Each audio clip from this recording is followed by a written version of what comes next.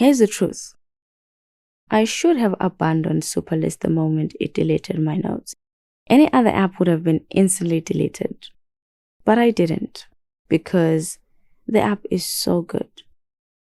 Beautiful, smooth, satisfying. It's the first app that made tasks and notes feel like they belong together. It's everything I want in a productivity app, except for the part where it can permanently erase my work with a single swipe. So, would I recommend it to someone else? Absolutely not. Not until they add a trash bin, version history, backup, or literally any way to recover our work. If losing your notes is your personal nightmare, stay far, far away.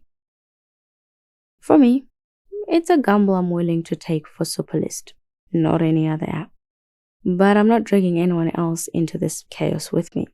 That is why I would not recommend it for anyone else. And that's it for Superlist, the app I both love and hate. Are any of you guys using it? Have any of you tried it?